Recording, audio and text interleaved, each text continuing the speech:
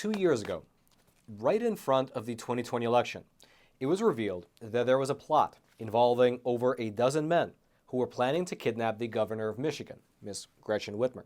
However, after these men were caught, after they were apprehended, and during their court proceedings, the federal government was forced to admit that they had at least 12 confidential informants who were embedded in this particular group.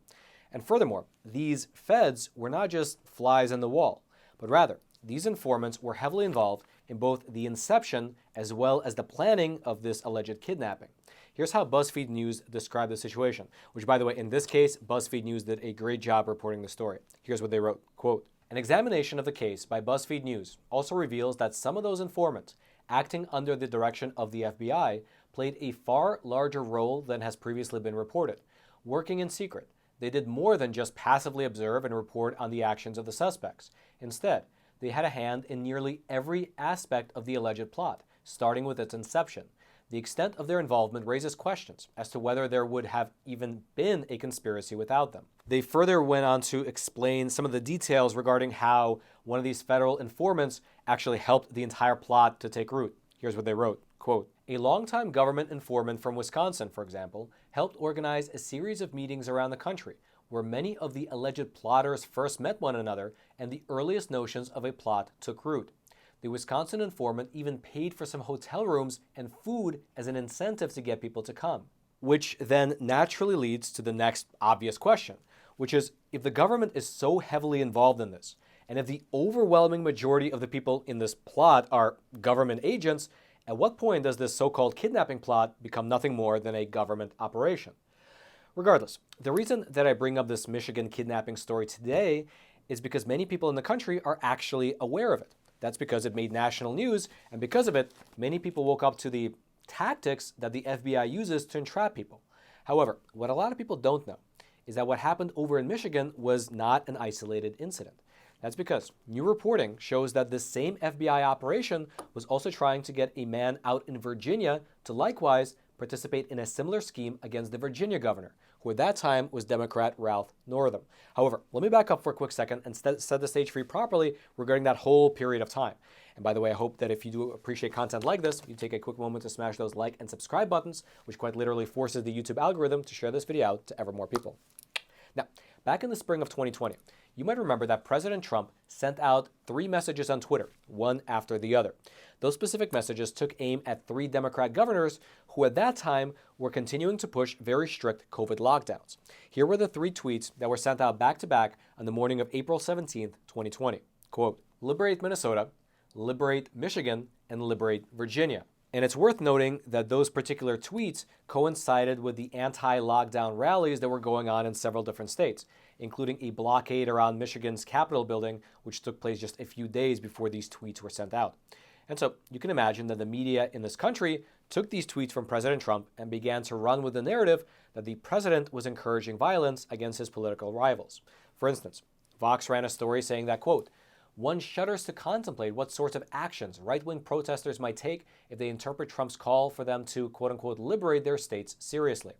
Then there was another story in the Washington Post which said that, quote, "Trump was advocating for the overthrow of democracy and incited insurrection with his tweets." And then you had the governor of Washington State saying this, quote, "The president is fomenting domestic rebellion and spreading lies." Regardless, all these different critics of President Trump were seemingly vindicated when just a few short months after he issued those tweets, the FBI announced that they had arrested several men for conspiring to kidnap as well as to possibly even kill the governor of Michigan, Ms. Gretchen Whitmer. Now, of course, as we discussed at the start of the episode, that plot was later revealed to be a case of FBI entrapment, with about 90% of the people who were involved being feds.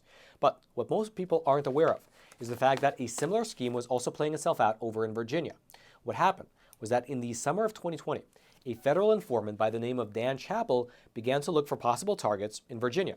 Now, Dan Chappell was actually one of the main federal informants in the Michigan kidnapping plot as well, for which he was compensated at least $60,000 by the FBI. And over in Virginia, Mr. Dan Chappell was essentially following the same playbook. At the behest of one of his FBI handlers, Mr. Chappell targeted a man by the name of Frank Butler, who was a disabled veteran in his late 60s, as well as an alleged member of a local militia. Now, a lot of the details of what took place in Virginia actually came out during the Whitmer trial, and so I'll read to you part of what was written by the defense lawyers in the Michigan case. Quote, Dan, who is the FBI informant, suggests to Frank that he engage in acts of domestic terror. Like the defendants in this case, meaning the Michigan case, Dan suggested to Frank that he attack the governor of Virginia. Then there were several text messages that were submitted to the court as evidence, which showed just how far the feds were willing to go in order to entrap Mr. Frank Butler. For your reference, these text messages are between the federal informant and his FBI handler. Quote, going to call Frank Butler today, just double tapping, meaning just checking in. Then the handler writes, quote, mission is to kill the governor, specifically. Then he writes back, Roger that, I'll make the call around 1:15. Then, just like in the Michigan plot, in Virginia, the FBI informant was also trying to lure Mr. Frank Butler into making some sort of bomb. The text messages show that the informant passed on a recipe to Mr. Frank and told his FBI handler that Frank was planning on purchasing the bomb-making supplies, to which the handler responded by saying just this, quote, awesome.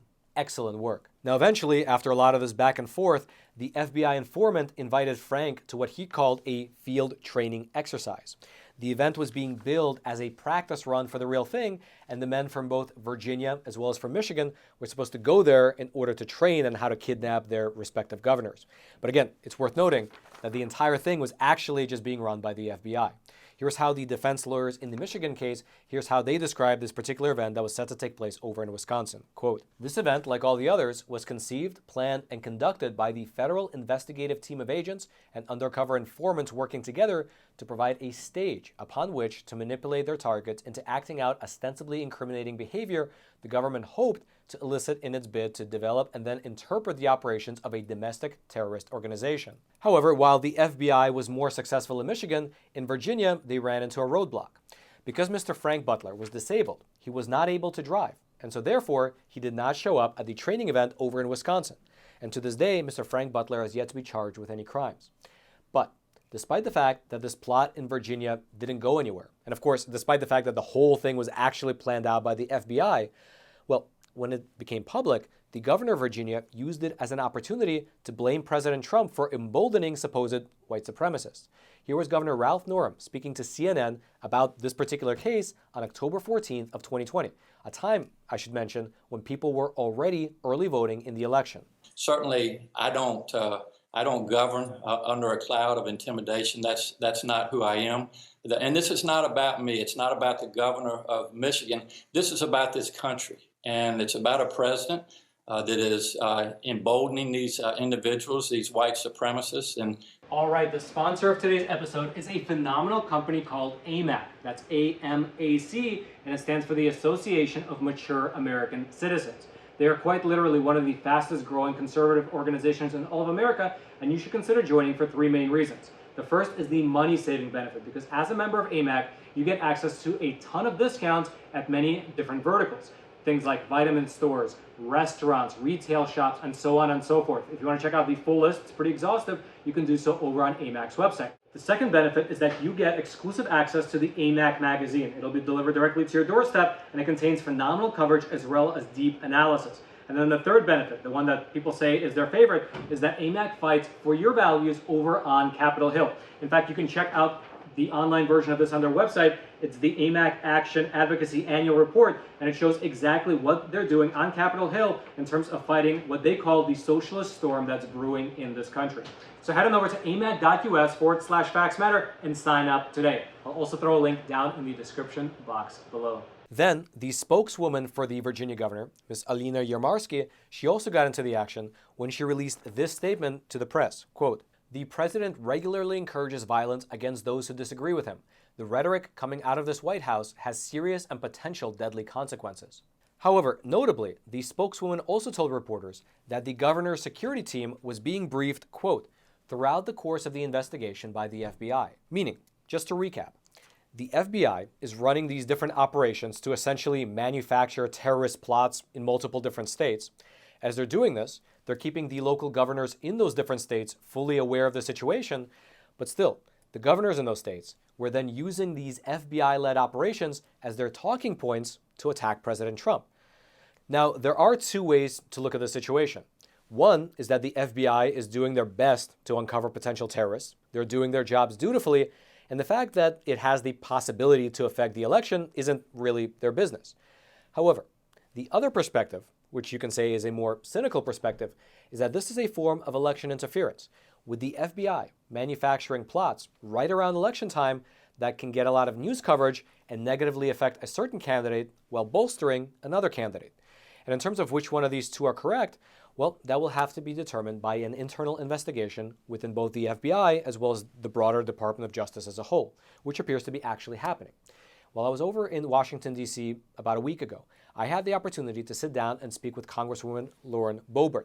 And she told me about some of the work that the House is doing to, for one, investigate the internal workings of the Department of Justice, and secondly, to keep bureaucrats within the government accountable. And so smash that like button, smash that subscribe button, and take a listen. Because, I mean, what can we point to with bureaucrats that is extremely successful that we could never accomplish anything without them? I mean, there are very few things that are there. I mean, there are many agencies that completely can go away and we would be just fine. Give that power, that authority, that delegate that back to the states. The states created the federal government. The federal government didn't create the states.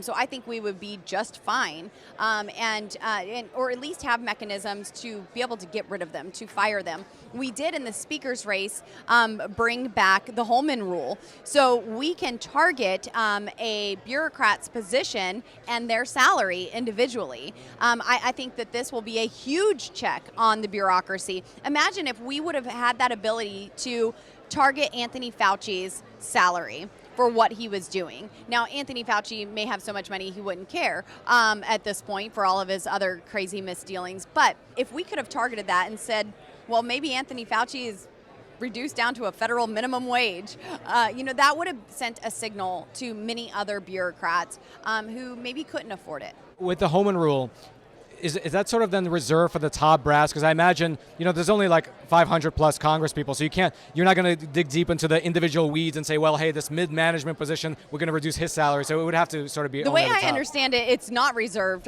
for the top, but I think we want to go for the top. But practically, it sort of would be, right? Because you wouldn't have the power to do that, just on a practical level. Right. Interesting. Okay, that's the first time I've heard of that. Yes. So it's already been implemented. Has it actually been used since the speaker's race? It has not been used. This is used in the appropriations process, so it would still take some time before we could implement it. But there are certainly some bureaucrats that I know some members of Congress would love to go after because they have abused their positions and have damaged the American people.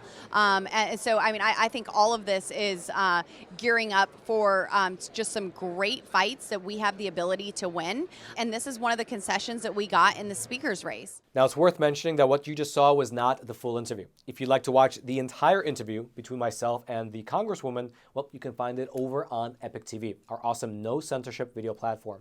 The link will be right there at the very top of the description box. I hope you check it out. You can just click on that link, and it'll take you right over to Epoch TV, where you can watch the entire full-length interview. And then, until next time, I'm your host, Roman from the Epoch Times. Stay informed. Most importantly, stay free.